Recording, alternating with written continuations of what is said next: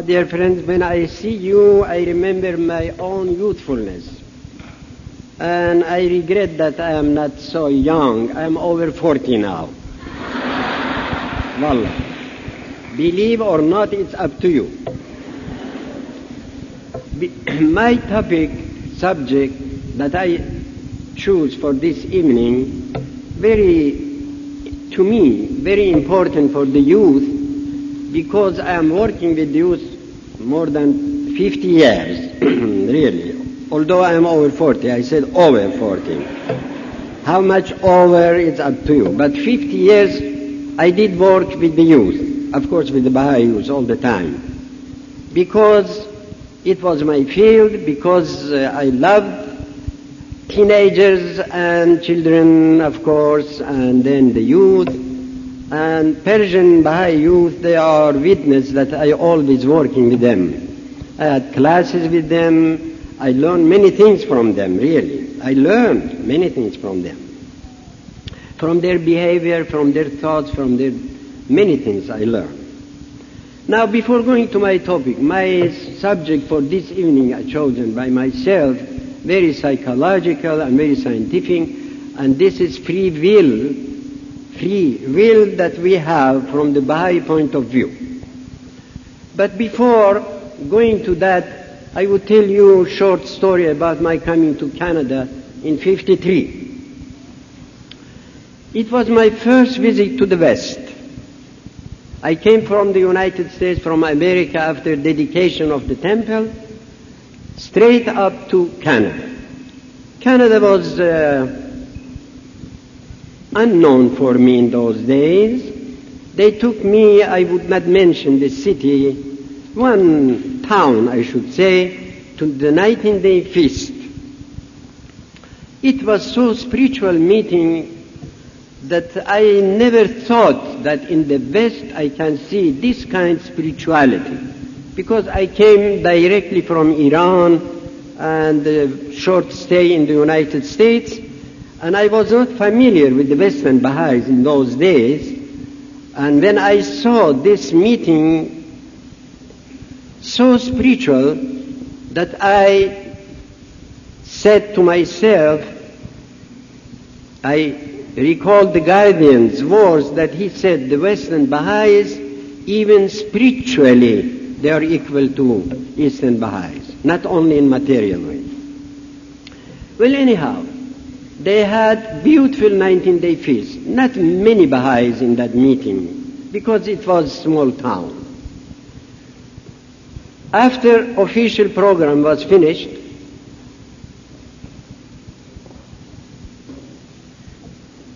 a young lady came to me, sat down next to me and said, "Are you hand of the cause?" I said, "Yes, people say so."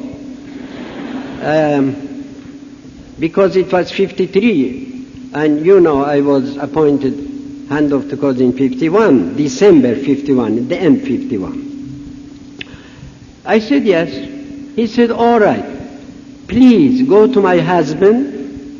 He's sitting in the third row and close this and that, but don't look behind yourself, because then he would understand I'm talking about him to you.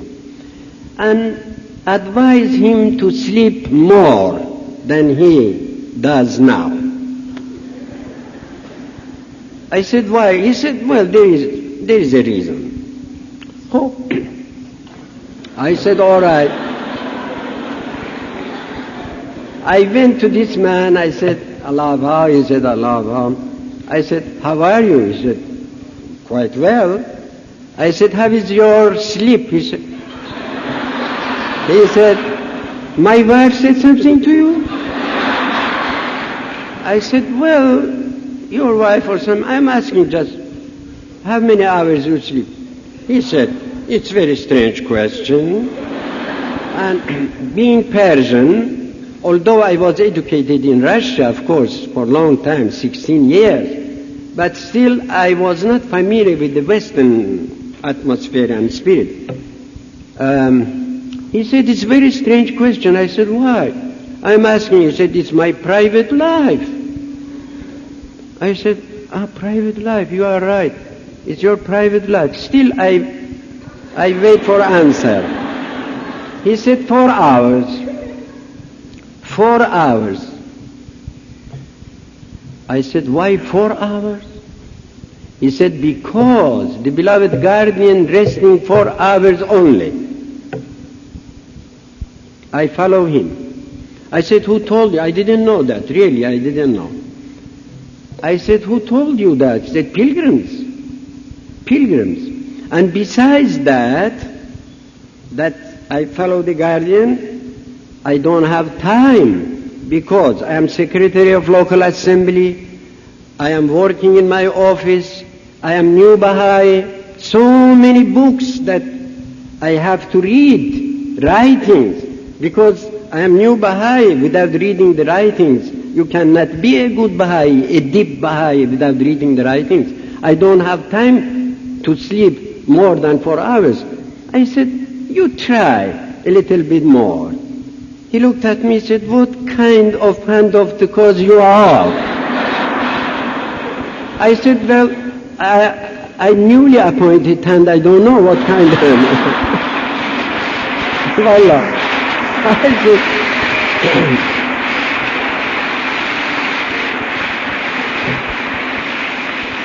then I said, my dear friend, don't be upset because some people are wise, some are otherwise. Maybe I am in second category. Don't be upset. He said, do you want me to bring text from Baha'u'llah that he says, you must not sleep? I said, oh, we have this kind of text that we must not sleep. Please bring that. He brought me Baha'i prayers, opened that, he said, look what Baha'u'llah says. How could I go to bed when the eyes of your lovers are vacant? You know that, the prayer before going to bed. Well, I said, you are right. You do whatever you want. I came to the lady. He said, what he said? I said, my dear lady, I was your guest. Why you did that to me? Why you did that to me? Leave your husband free. Let him do whatever he wishes. He is right. She said, you are hand of the call.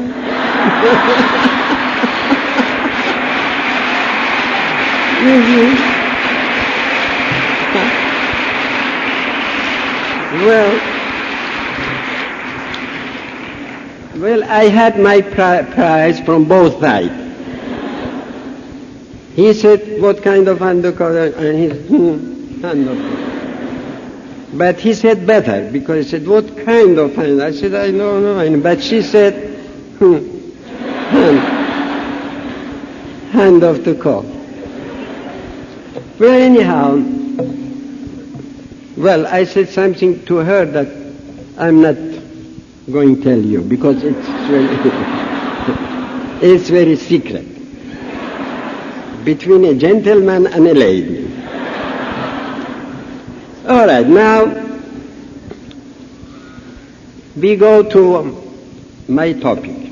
I have time, don't worry. They gave me 30 minutes, and I watch my watch. Yes. In this case, I am exact. Now, this is my second participation in the International Youth Conference. Second. In the whole my life. I was in many summer schools, winter schools, and in many gatherings, Baha'i meetings, but for the youth, special for the youth, International Youth Conference, this is second one. One was in Champaign, Illinois, in the United States. In Champaign, and I tell you that still I am intoxicating with that champagne. Well, it was very strong champagne, really. Although I don't know what is champagne. I never tasted, believe me, I never tasted. But that champagne was something. And now I see this second one. I say, my God, all youth conferences are good. It's not only champagne.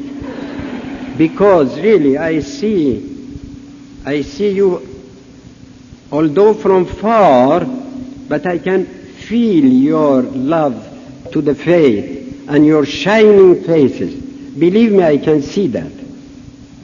I can feel that by intuition, by Baha'i intuition. I can feel that. It's coming the waves to my heart. Don't think that this is fanaticism that I have. No, it's realism. Your love has some waves that is coming to my heart. Like a small radio, I can have that and take that. Believe me. That is, I love you and I love you all in such way that I cannot explain by words.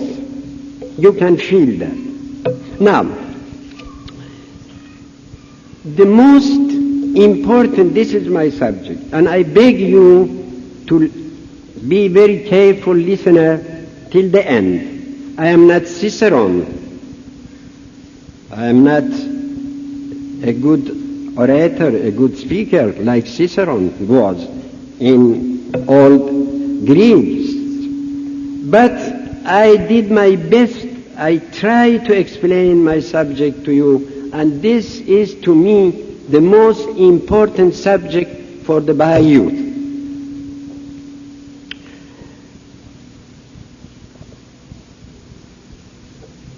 We are human beings. We are not belonging to vegetable world or to animal world. We are human beings. Why? Why we are human? Because God gave us the most precious gift, that is free will. Free will. It means the human being can do according to his will whatever he wanted to. This is God's gift to us as human. That is, we are human.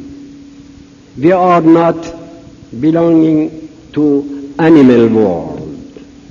Although animals have instincts and some kind of very limited will, but it is not free will, because they are, you know better this, because you are students, you are scientists, you are going to the university. I know that you know all these things better than I do.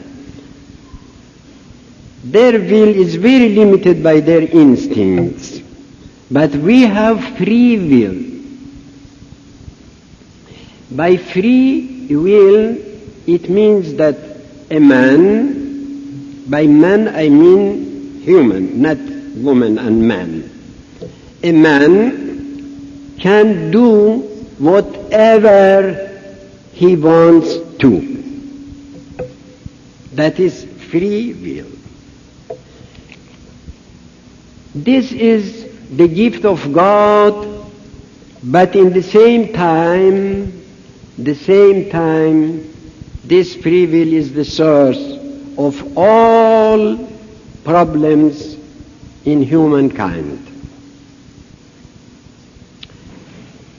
If this free will be used in good way, in right way, you put your will in good channel, then this is really the gift of God. Like so many people they did that, so many people they put their will in invention, in science, in all good for humanity. But, as we say in Persian, Khuda nakunad, God forbid, God forbid, if we, you, I mean human being, they will put their free will in wrong channel, in wrong way, then you will have crime, you will have calamities, you will have problems. All things that you can see now in the miserable world that we have now, it's because of that free will that people put in the wrong way. I can be very merciful to the people, I can serve them, I can work for the peace, or I can be murderer, I can be killer, I can do many crimes, as you see that the world now is in this position. Go back to the Guardian's writings and see how the beloved Guardian explained Baha'u'llah's words and Abdul Baha's words, and talks if the people would not be educated in principles of God, they will be, I am quoting Abdul Baha, much worse than animals. Because when animals are doing this kind of things that now this human being, most of them they do,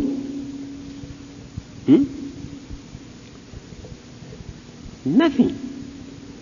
Sometimes when I read the books and then I watch some films of television, some of course not all, and then I see or I hear or I watch this crime business, what people do, killing, bloodshed, doing this, doing that, I say, oh God, I wanted to be an animal.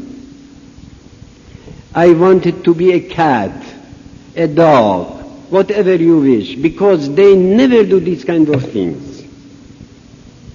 Even to their parents, even to their friends.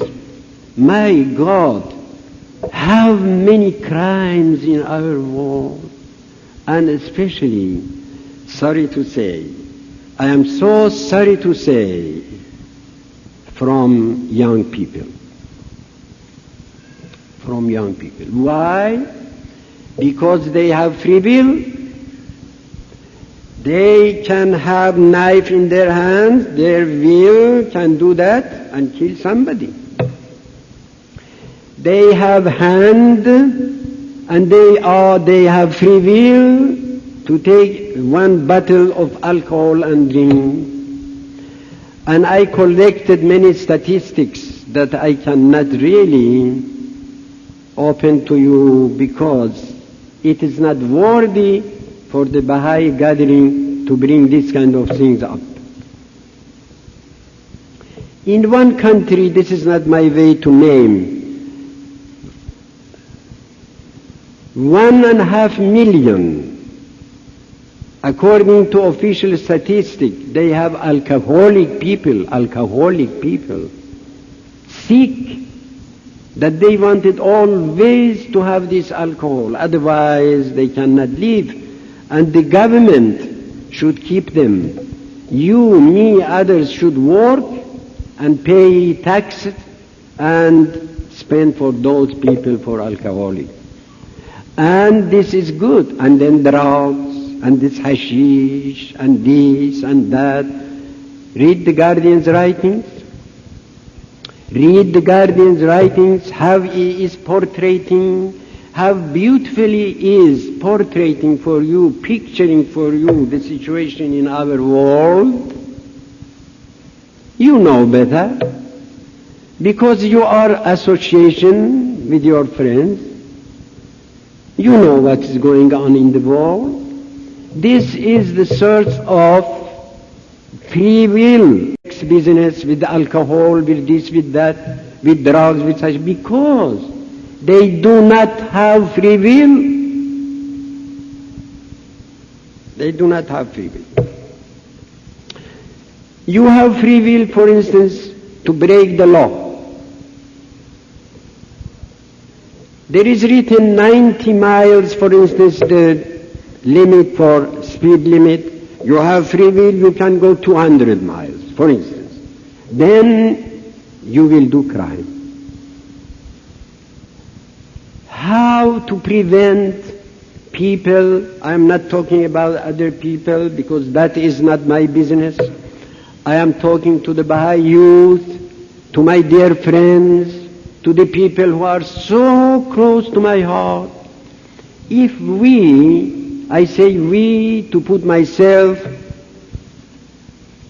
among the young people, we, you, if we correlate, I am quoting Baha'u'llah and Abdul Baha and the beloved guardian, I never say one word if there is not text.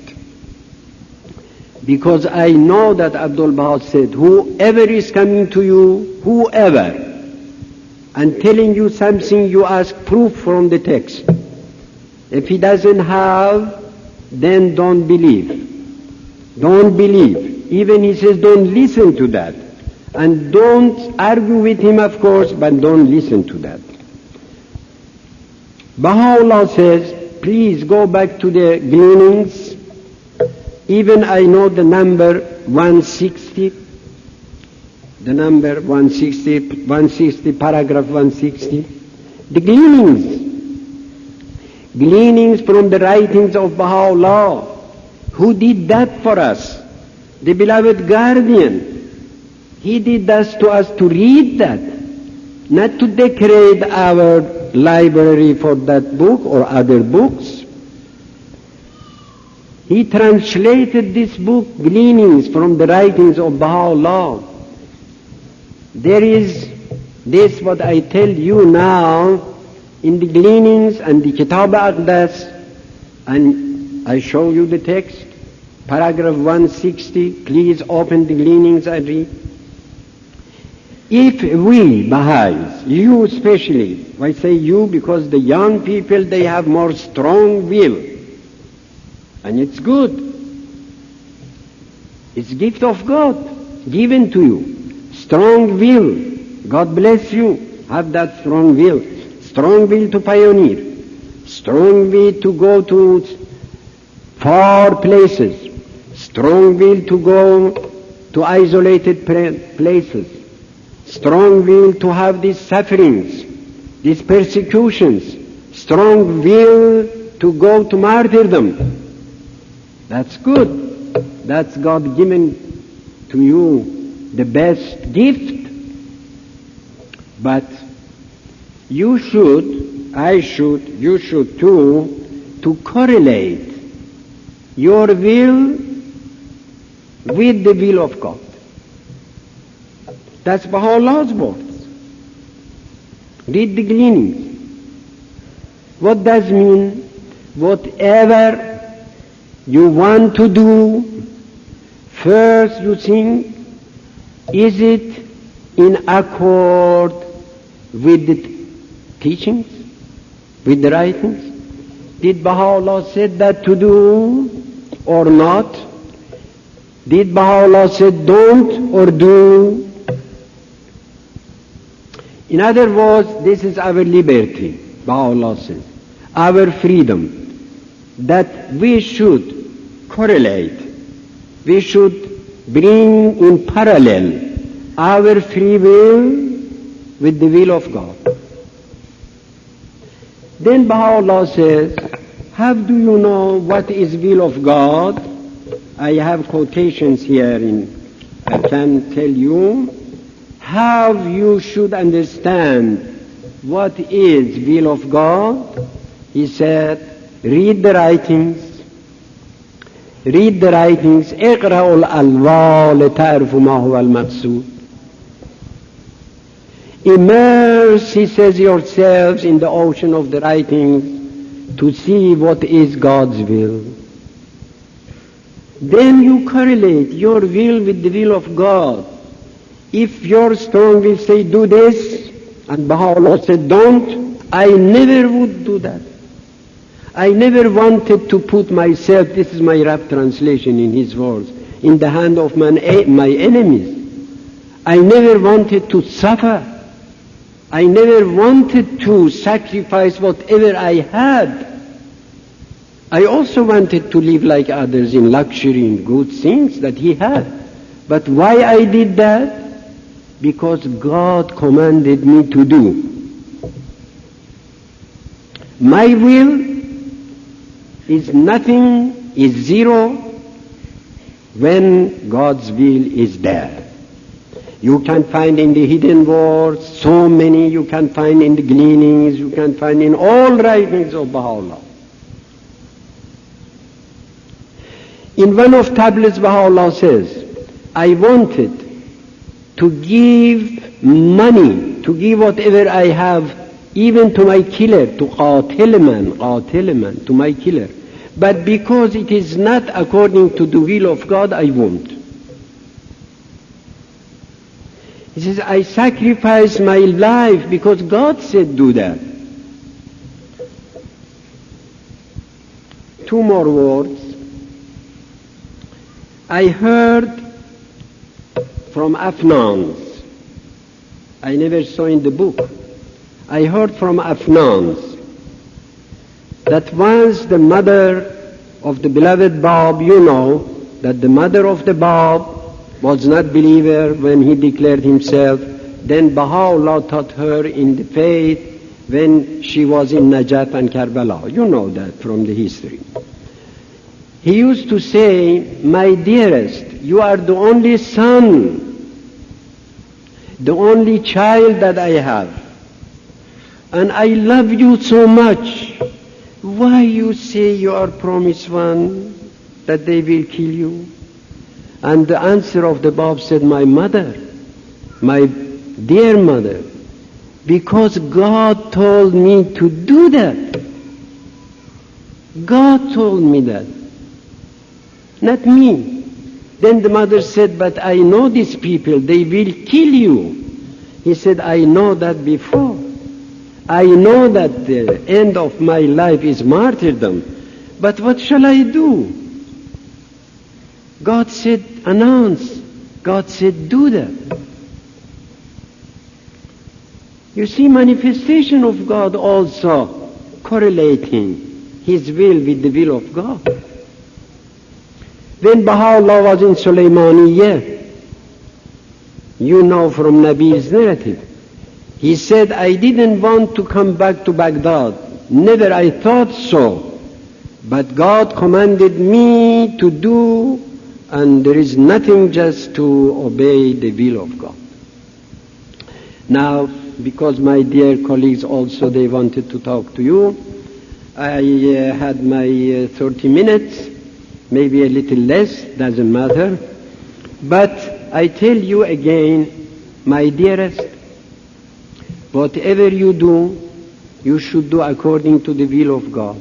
How do you know that what is will of God? Baha'u'llah says, read the writings. Read the writings. The writings, the revelation came just for that, for us to read that. Whatever God said do, do. Whatever He says don't, don't. Why we Baha'is not using alcohol? Why? Because Baha'u'llah said, God said don't.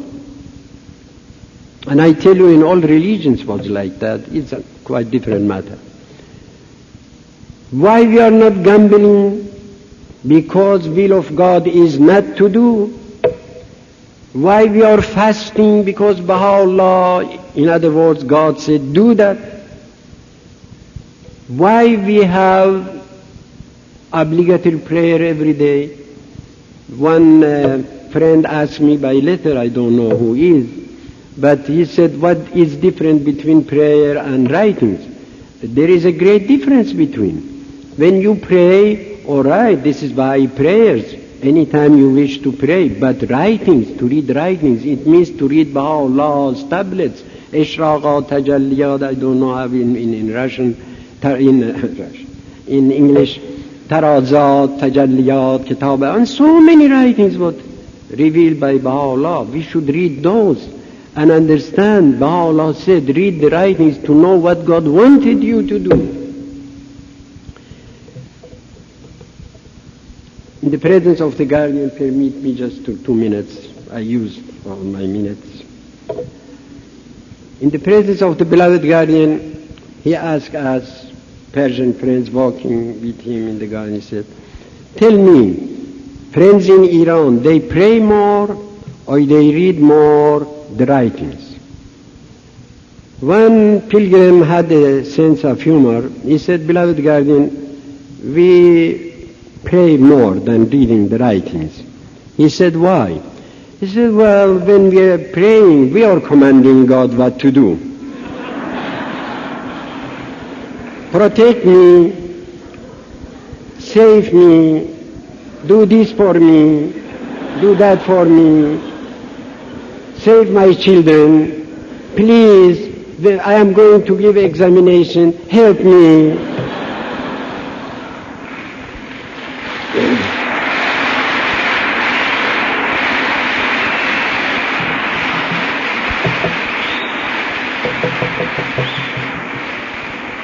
But when we are reading the writings, he said, that pilgrim, God commanding us what to do. Do this, don't do that. It's easier to pray.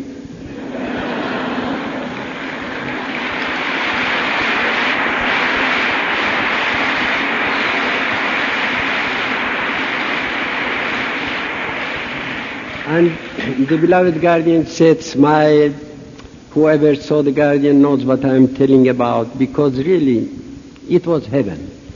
He said, when you're going back, on my behalf, tell Persian friends, do both.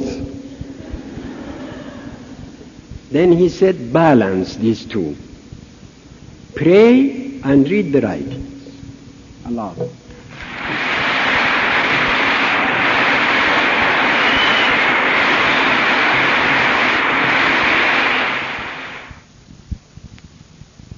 Dear friends,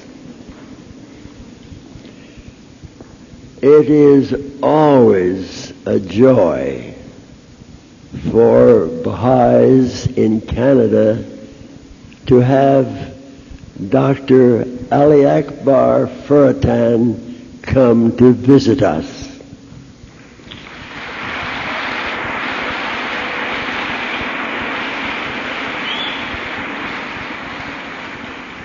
I think if we had kept a record, a tape recording of all the talks he has given in Canada in, I would guess, 40 or 50 years, I think they would consist in audience participation, in raucous laughter, some weeping and gnashing of teeth as he tells of the troubles and problems he's been faced with his Canadian audiences.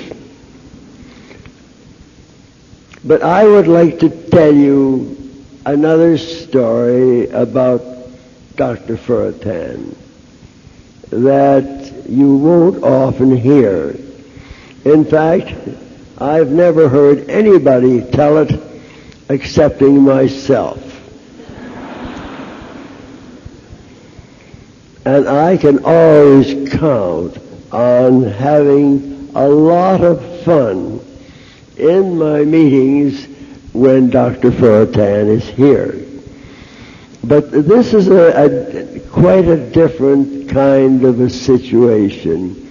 You know, we used to have a summer-winter school at Varqá in Quebec, not far from Montreal. And it was a marvelous school. people would come from across Canada to go to it. And it was full of fun. And my wife liked this bull act so much that she just insisted that we buy a house near there so we could go regularly and take all our friends and have that summer school do most of our main teaching. Well, we did this for some years, and there were several of the best teachers, including several hands, who used to come to Bolac, and they would give courses. And there was one hand who used to come. I won't tell you his name at this point, but he used to come and give a talk at the school in the evenings, and he would live with us in our house, and in the mornings he and I would go for a walk, and we went to some lovely places. And one day we were heading out on our usual walk, and it looked like a nice day, but he looked at me and he said, "John, don't you think we ought to take an umbrella?" And I said, "No, it's not going to rain today." So Audrey was there, and she said, "Well, take a raincoat anyway." And I said, "No, we don't need a raincoat. It's not going to rain. Look at the sky. It's a beautiful sky." So we headed out without either raincoat or umbrella. And after we'd gone about 3 miles away from home, suddenly a cloud appeared. And water started dropping down in buckets. And fortunately, there was a nice big pine tree a little down the road, and we ran for that. And we got to it, and its lovely wide boughs protected us from the rain, and we stood there, and this guest of ours kindly turned to me, and he said, "John, do you think the hands have infallibility?"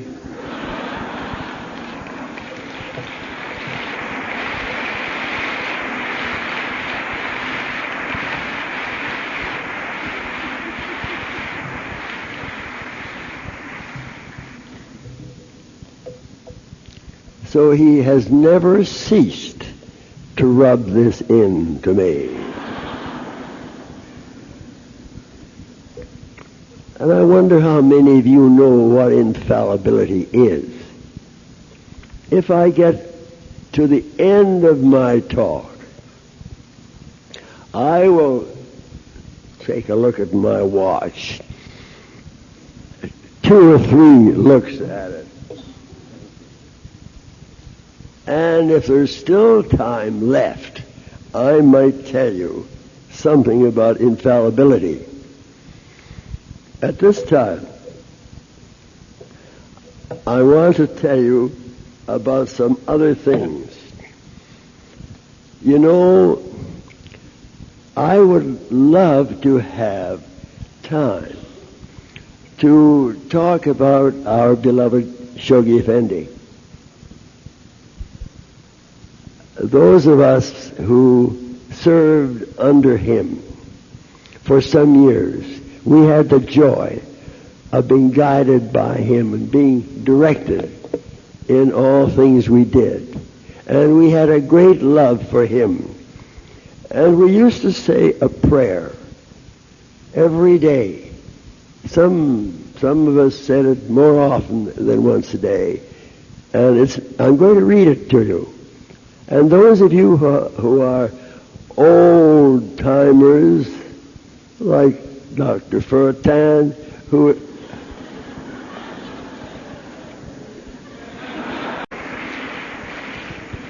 He assured us he was, I'm not sure if he said he wasn't over 40 or under 40. But at any rate, he's quite old.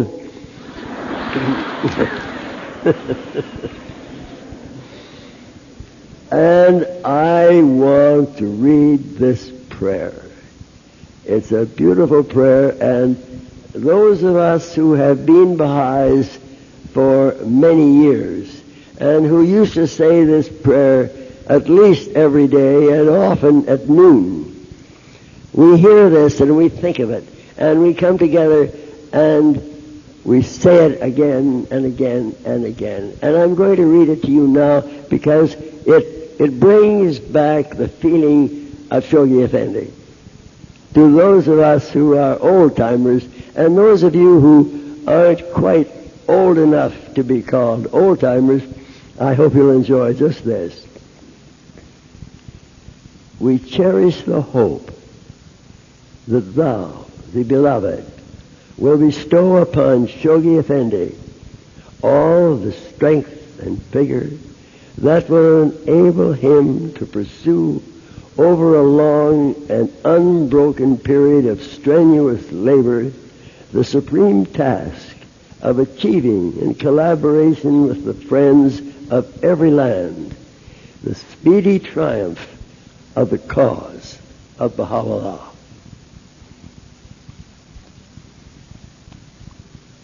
Friends, that prayer has power,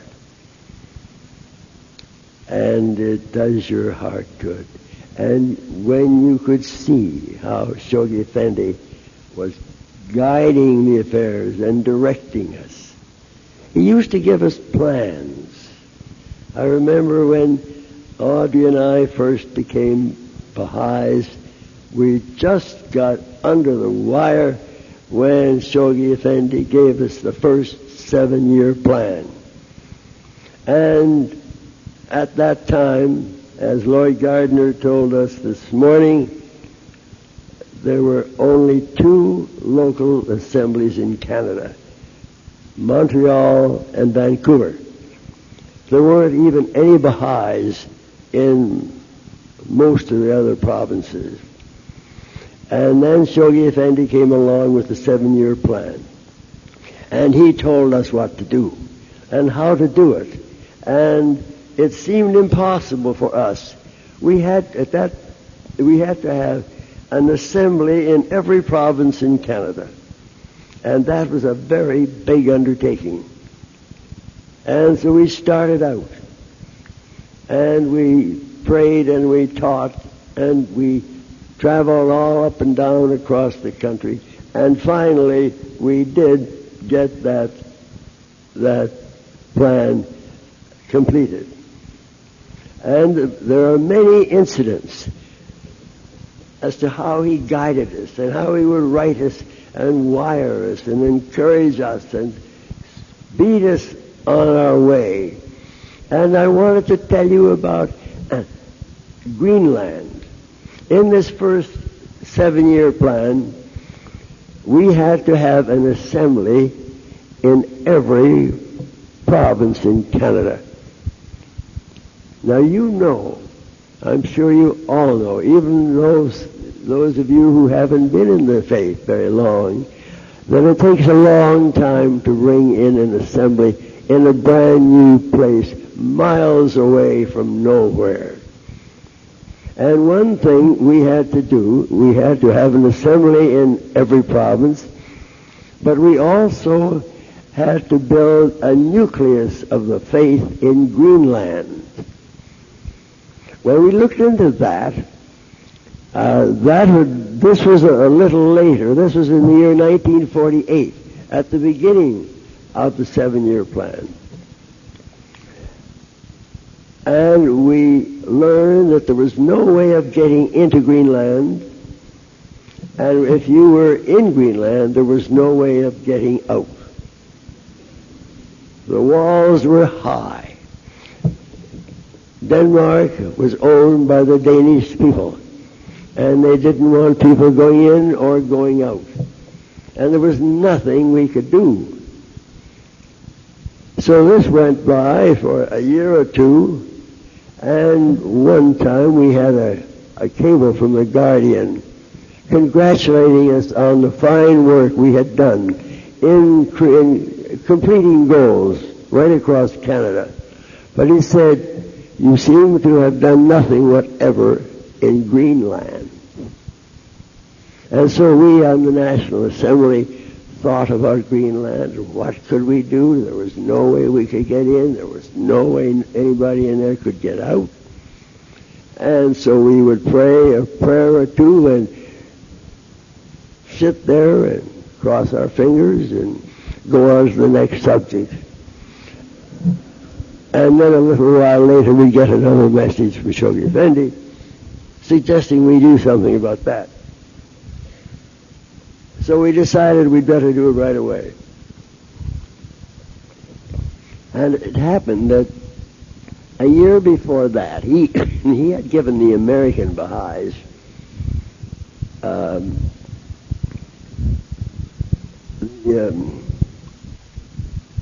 the assignment of a 10-year goal plan coming toward getting somebody into Greenland for us. So we wrote her a letter, and she cabled back a loving, nice letter thanking us for our thinking of her, but saying it's not possible for me to do anything for you at all. She said, I pioneered here 10 months ago. I don't know why I came. I can't speak a word of Danish, and I don't know anybody here. I can't get a job, and I'm thinking of returning home. And I thank you for your letter. Would you please pray for me? So we cabled back and thank you, we will pray for you. And we began to pray. And then we had a letter from her. And she said, you'll never guess what's happened to me. She said, I went out for a walk this afternoon, and I saw a woman on the street who looked as though she was ill. And I went to her and asked her if she needed any help. And she went over to a bench that was in the park just there, and she said, oh, if you could get me a cup of tea, that would be fine. So she said, I took her into my apartment, gave her a cup of tea, and found she was a delightful person, and began to talk to her, and she said, you'll never guess who that woman turned out to be. She said she turned out to be the sister of the president of Greenland.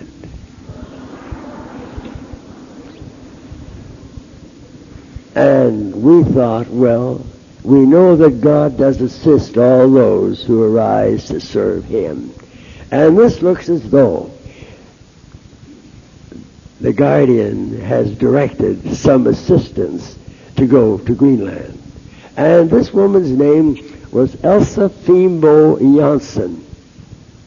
And so we were told all about this, and it happened that I was going to Europe the next year, and I wrote to this pioneer friend of ours and to Elsa and asked her to make an appointment with me with the Danish government and the Danish section of that government. And I got over there, and she took me, and we met them and had a delightful chat with them, and they told us they were terribly sorry. They would love to cooperate with us and help us to get a Dane into the country, but it was not possible. And so we went, there was a meeting, a Baha'i meeting of the Baha'i pioneers from several countries all around there. And in the process of that evening, I told those Baha'is of how we happened to connect with Elsa Fimbo Janssen, the Dane who was the sister of the president of Greenland. and they assured us there was nothing that could be done. They told me that they would so like to help us and so on, but it was impossible. It couldn't be done. So we went to this meeting of all the pioneer Baha'is, and I told the story of how we connected with Elsa P. Johnson. And there was one chap by the name of Pally Bischoff in the audience, and he stood up when I finished my talk, and he said, well, I will go to Greenland. And we said, well, how can you go? Oh, well, he said, I'm a Dane, and I have influence, and just leave it to me, and I will get into Greenland, and I'll probably be in there within a month. Well, he got in there, and he became a wonderful Baha'i, a wonderful pioneer, and he kept in close touch with us, and we now have an assembly there in Greenland, and we have a board member in there, and it has just gone along swimmingly. And we look to Shoghi Effendi, who stepped in all these cases and helped us. So long as we put forth some effort, he was behind us with his prayers. And so, friends, that is the story of Greenland. And that was the story of a community who felt that they couldn't possibly do anything in that goal and had given up trying. But it is completed, and it's one of our prime goals that is well and truly established. And we're very happy about that now. I should tell you a story that has been made up by someone I know very well. The question of the age of the hands is one thing that as years go by, and we now have only 10 hands left, and we wonder who is going to be the last one.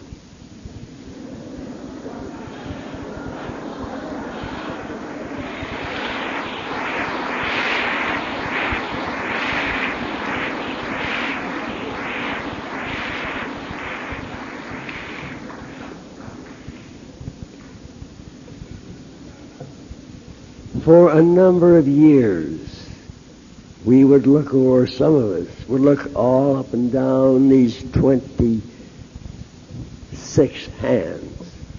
And year after year we would meet, and there would be some deaths. And finally we began to think, well, now, who are the youngest of the hands?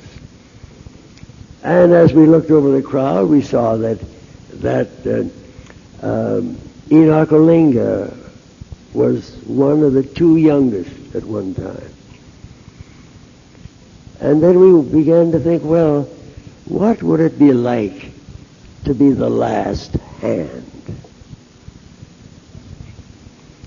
And I remember being so happy to learn that Enoch was the youngest hand, and next to him was a precious soul by the name of Muhajir, who was one of the youngest. He and Enoch were just about the same age.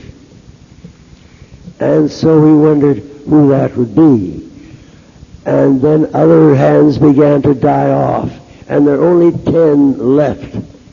And as each one passes on, we think, well, what would be the job of the last hand? And then I had a feeling how terrible, how lovely the Baha'is are, how kind they are, and we just have to wait and see. And now you can see how that last hand would be taken from conference to convention, carried on a stretcher.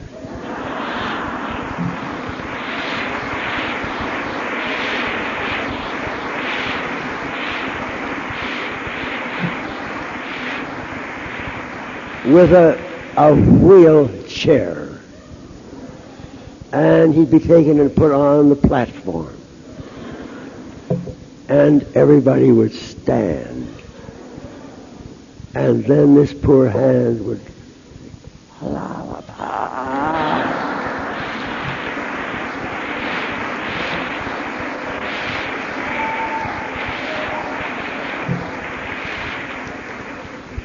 and every time I hear of any hand, even having a cold, I ask all my friends to pray for him.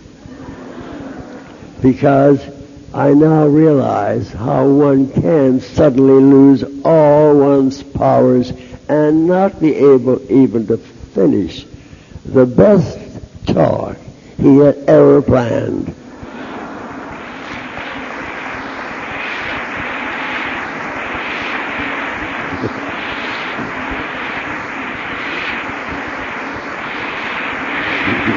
Allahu Akbar.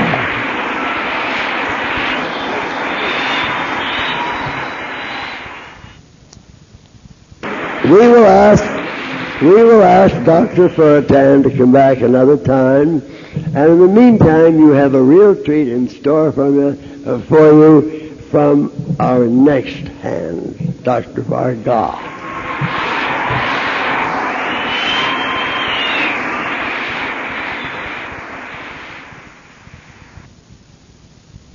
Mes chers amis, very dear friends, je suis tellement impressionné par cette atmosphère de l'amour et l'unité que vous avez créée ici, que je ne peux pas trouver des mots pour m'exprimer. La seule chose que je peux dire, c'est que je vous aime tous. Et de cette conférence, je porte un souvenir que je garde durant ma vie dans mon mémoire. I am so impressed by the wonderful spirit of love and fellowship here that I simply must say that I love all of you. Vous savez bien qu'au cours de ces 2 dernières années, le Canada, pays sanctifié par le passage de notre maître bien-aimé Abdul-Baha, fut pour la 2e fois le siège d'une conférence internationale baha'i, mais cette fois destinée aux jeunes. This, during the last 2 years, Canada, which was blessed by the visit of the Master Abdul-Baha, was also blessed by the holding of 2 international conferences. This time, however, it is a youth conference. Cette conférence, si dynamique par sa nature, a pour but de réunir les jeunes bahaïs, de les inspirer, de les guider, de les galvaniser pour qu'ils se préparent pour se lancer dans une autre campagne de proclamation et d'enseignement, et aussi d'élargir la portée de leur service si apprécié pour la cause. The purpose of this conference is to inspire the youth so that they may arise to teach and to dedicate themselves to the service of the cause of God. De l'autre côté, cette conférence précède l'année 1985, l'année qui marque le réveil de l'esprit des dirigeants du monde à un sujet très important, la question, le problème des jeunesses, des jeunes du monde. On the other hand, this conference precedes the beginning of 1985, a year when the leaders of the world are going to be awakened by the serious question of the problems of youth. Que cette année se manifeste par l'appellation de cette année comme l'année internationale de la jeunesse adoptée par les Nations Unies. The United Nations has designated this year as the International Year of Youth.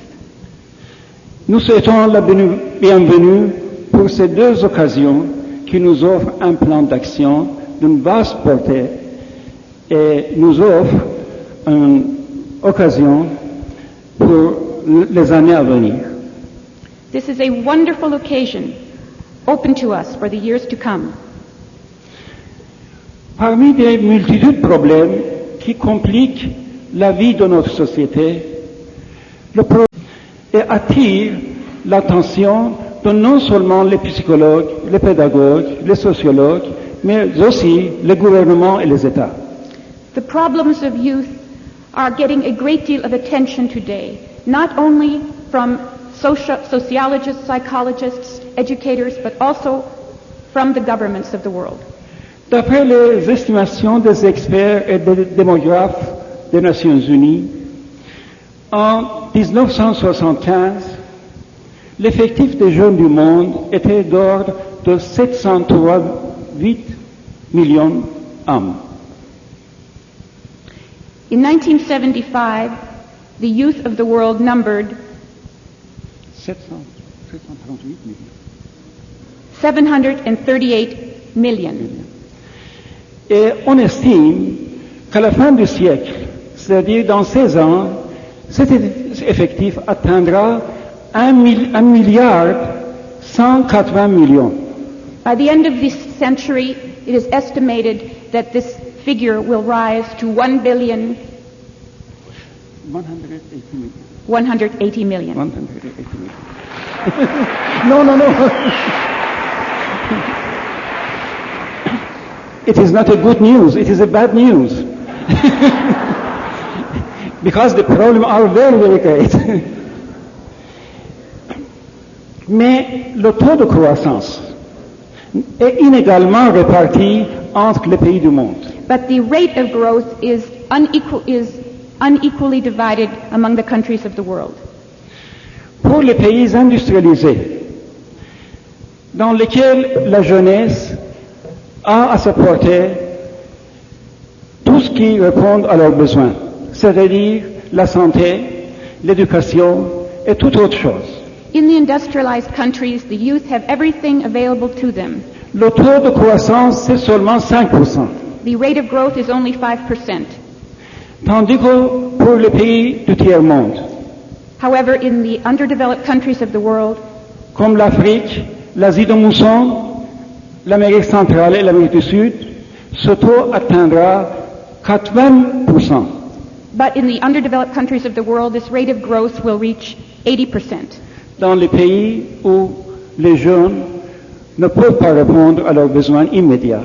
In those countries where the youth cannot satisfy their own needs themselves. Non seulement ils sont dépourvus des moyens de leur développement économique et social, mais ils sont dépourvus de leurs moyens d'existence. Les moyens d'existence. Not only do they not have available to them what they need, but they are not able to even supply their means of existence. Et ça exerce une influence dramatique sur la situation du monde. And this affects dramatically the situation of the world. La jeunesse actuelle, c'est une couche sociale agitée, révoltée, angoissée, qui fait face à de multitudes de problèmes, et dans beaucoup de pays, ils sont engagés dans des actes criminels comme la drogue, comme contrebande et le vol. This group in society, the youth, is a group full of great distress and agony, and in many parts of the world they are in revolt.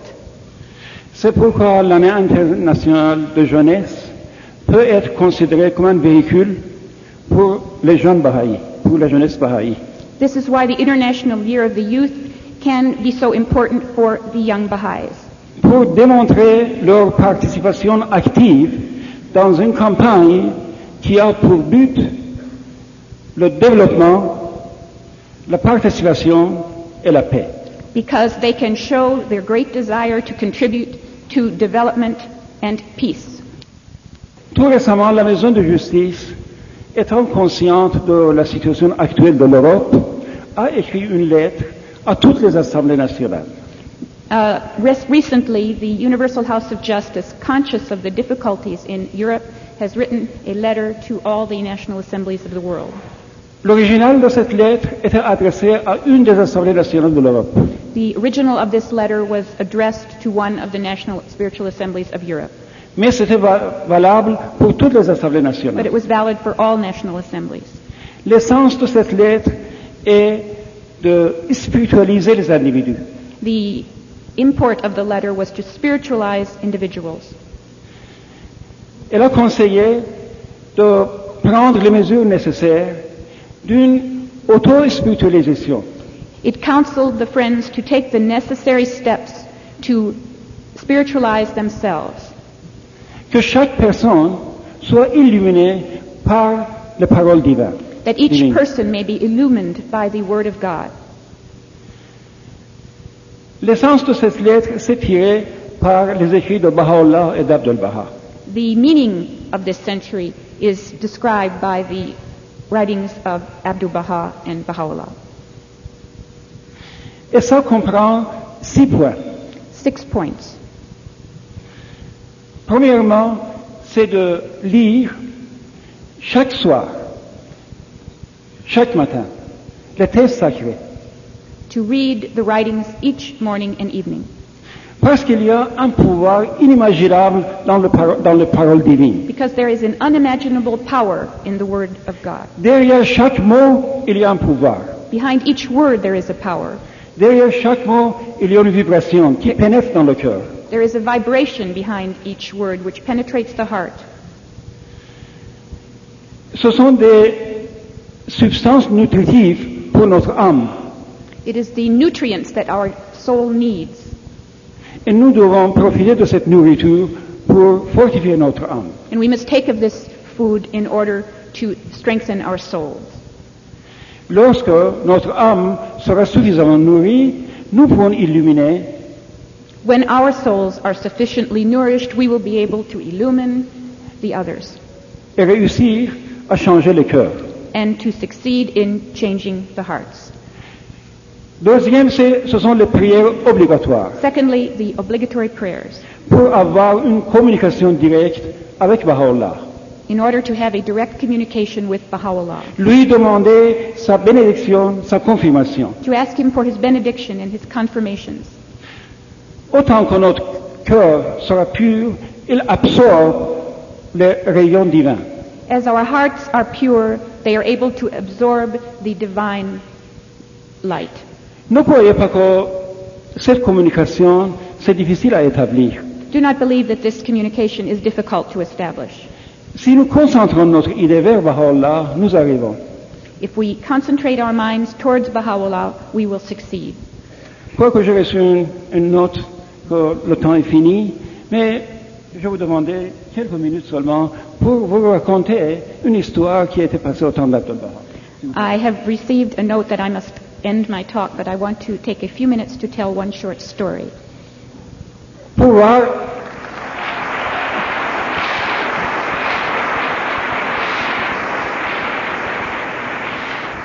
Pour voir que la communication entre les âmes, c'est possible. To show you that communication between souls is possible. Et évidemment, on peut communiquer avec Baha'u'llah par l'âme. Evidently, by the soul, one can communicate with Baha'u'llah. En 1912, mon père était en compagnie d'Abdul Baha dans son voyage aux États-Unis. In 1912, my father accompanied Abdul Baha in his trip to the United States. Et il était le traducteur d'Abdul Baha dans ses discours. And he was Abdul Baha's translator. Il y a un jour que la veille, Abdul Baha a donné un discours dans un des églises. The night before, Abdul Baha had given a talk in one of the churches. Un monsieur était venu pour voir Abdul Baha. A man came to see Abdul Baha. Et il m'a demandé de prendre un rendez-vous pour être en présence d'Abdul Baha et lui parler avec la langue de cœur. And he asked for an appointment to see Abdul Baha and to speak to him with the language of the heart, in the language of the heart. Abdul Baha a demandé de mon père, qu'est-ce qu'il demande? Abdul Baha said to my father, what is he asking? Cette demande était tellement bizarre pour mon père qu'il n'osait pas de dire à Abdul Baha tout ce qu'il a demandé. This request was so strange to my father that he proceeded to tell Abdul Baha all that the man had asked. Abdul Baha lui dit, dis tout ce qu'il a demandé. What? Abdul Baha a dit à mon père de lui raconter tout ce qu'il a dit.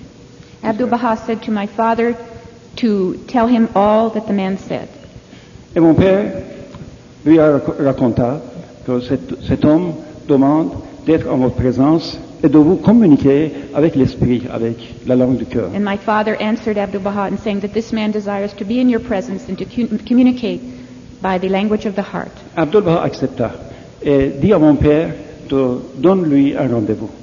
Abdu'l-Baha accepted and said to my father, give him an appointment. Le jour, l'homme était venu et mon père la guida dans la chambre d'Abdu'l-Baha. In the following day, the man arrived and my father showed him to the room of Abdu'l-Baha.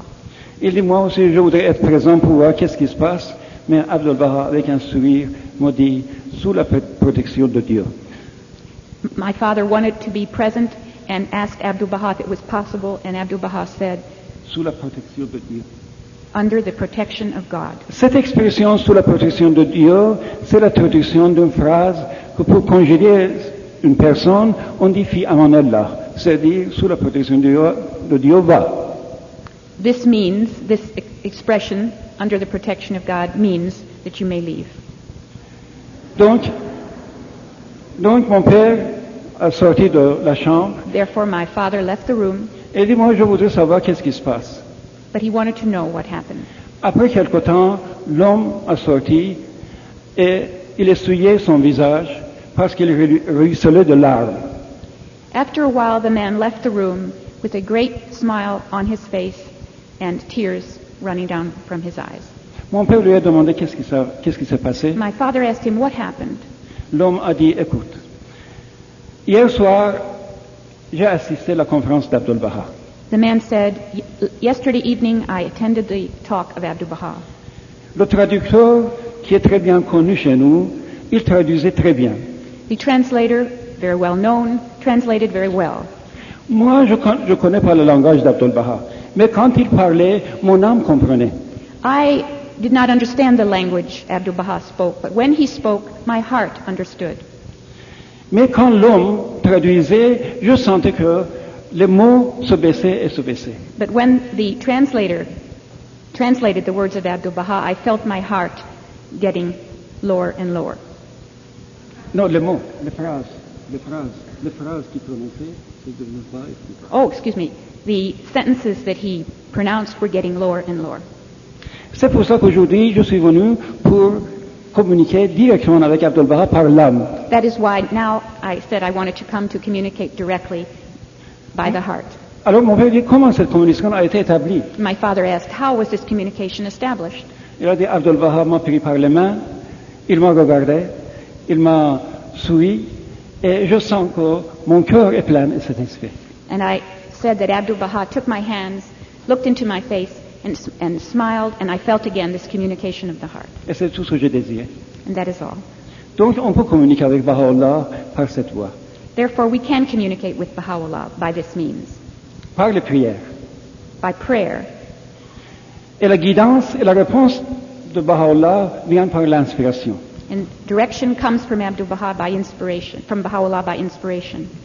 Troisième point, The third point, the third is meditation. Prayerful meditation. After our acquaintance with the words of God and established the communication with Baha'u'llah to attract his confirmation, his blessing, they are related together, these 3 points related together. We should meditate prayerfully with supplication to better understanding of the meaning of the words of God, better understanding of teaching. As we are deep in our understanding, we are more illuminated by the essence of the faith. Don't think that by once or twice reading the writings it is enough. There's an ocean. You cannot reach in the bottom of this ocean. You cannot reach it because the essence is very, very deep, beyond of our understanding. Only the way that we have to reach approximately a level of that is to deepen ourselves in the writings. You are here, the name of the most learned historian of the faith was mentioned by our beloved hand of the cause, Furutan. Abul Faza'il, the father of knowledge. Abul Faza'il has taught 100 times I read the Book of Certitude. Each time I found something new in this book. And if he continued at his time to read 100 more, also he found something more news and more news, more deep and more deep and more deep. It's not finished. There's an ocean, unlimited. That is the mystery of God. Abdul Baha stated that by meditation, we ask questions from our soul, our mind, and we are answered by our soul through this pure meditation. That's why we should recur to this remedy, to meditate, not to read and think to other things, to be deep in the writing and have a good understanding about that. Indeed, it will not be finished, but every day that we continue that, more and more we are deep and our understanding will grow. The fourth point is to reflect the teaching and the essence of the faith in our daily life, our behavior. This aim, the fourth point, is the most important. If we establish this communication with Baha'u'llah, we meditate, and the result is not reflected in our behavior, and our behaviors have not changed, it is useful. The only distinction that we have from the others is our behavior. And you know how important it is in these days. You know, 250 people, 2,500 people are gathering here.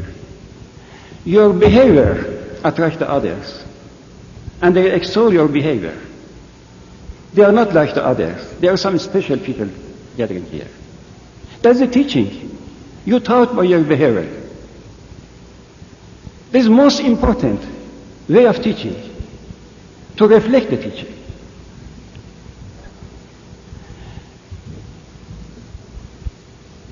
As you read more and more, your behavior, your conduct will be changed and will attract everybody to you. And they know that you are Baha'i.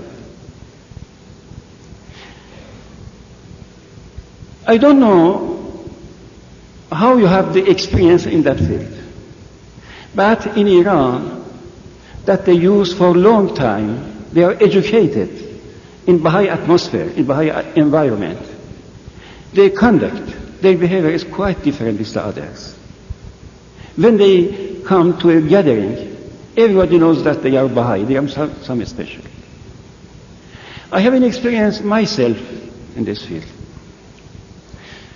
Once at Tehran University, in my course, at the beginning of the year, a scholar year, I went to my class. 60 people, 60 youths were in the first class. Between these, I found a shining face, a smiling face, this affection, this love, quite different with the others. I thought to myself, he should be Baha'i. When I asked the name of the students, his name was a Baha'i name. Maybe you are surprised, what is Baha'i name? Because you used to have the common name with the others, as John, David, Joseph, like that. But in Arabia and Persia, that the people are familiar with the writings, they took the name of the people from the writings. And every name, each name, has a meaning. The Baha'i name has a Baha'i meaning. spiritual meaning. His name was that. When my class was finished, I went in my office and I called him. I asked him, "Are you Baha'i?" He smiled and said, "Yes." I was not surprised because from the first time I recognized him. When an ordinary people, a farmer, for the first time, come to a village, by his manner of speaking, by his comportment, by his attribute, soon he is recognized as a Baha'i. By his affection, helpfulness, the people knows that he is something else. And this qualification is due to the teaching, to the reflection of the teaching in our life. That is the power of the Word of God, could penetrate in the hearts and transform the hearts of the people. As we are familiar with the Word of God, it has this power to change our familiarity with the writings, to believe, and change the belief to certitude. And the highest level of certitude, because certitude has some degrees. The highest level is when you are a part of it, when you are a part of the faith. There is the highest level of certitude. And that is due to the study of the writings and reflect the writings in your acts. Put it in the acts. That is the aim of the Baha'i faith, to put the writing, the teaching of Baha'u'llah in the writings, in action, to act it. And after that, the fifth point is to teach the faith. They are related together. Teaching the faith comes after that. Indeed, between you, there is many people that have many good experience in teaching. Teaching the faith is not so difficult job, because it is not our job. To bring the heart of the people towards God is not our job. It is the mercy of God. God could change the heart. We are only the tools and instruments in the hands of God. We sow the seeds. We irrigate the seeds. But the record is not to us. It is due to the will of God. That's why the way of the belief of the people is different. That is the word of Muhammad, that the way towards God is in the number of the people. If we have 4 billion people in our planet, there is 4 billion ways towards God. In my trip to the Baha'i community, sometimes I had the opportunity to ask the people how you become Baha'i. I couldn't find 2 people that knows the faith, enrolled in the faith in the same way. For one person, 1 word is sufficient. 1 word. For one person to study some books is sufficient. A piece of music for some people, Baha'i song is sufficient for people. There is 1,000 ways to touch the heart of people and attract them to the faith. Once in an island I heard, somebody told me this story, that we have a Baha'i in our community, and he knows the faith by a special way. When he was a child, in their village or in their city, it was an old lady. Each Sunday, she came to the square with some candies and asked the children to come to her and pronounce the word Baha'u'llah only. And this child went only for the candy, not for to pronounce exactly the name of Baha'u'llah. Each Sunday he went to take the candy. And after some times, the lady went, and the child left the city and went to another city. After some time, he saw an announcement about the Baha'i faith. He remembered that in his childhood he knew this name. He looked after that, and finally he found a way. He became a Baha'i. He enrolled himself. Through a simple way to pronounce in the childhood, to pronounce the name of Baha'u'llah. It was a seed sown in his heart. He has not neglected. And after that, the record came later after that. I heard in France a lady who became Baha'i. She said, one day I was in a supermarket, and it was very crowded. I was within the crowd. An old lady approached me and said, there is some confidential thing that I want to say. Take this book. It was a Baha'i book. The Christ has come, but don't tell to anybody. That is very, very confidential. And she disappeared. She disappeared. The lady took the book, studied the book, and looked after the address of the Baha'is and found it. Each one of you, I think, you are in the field of teaching, you witness, you saw such a wonderful history by this very, very simple things.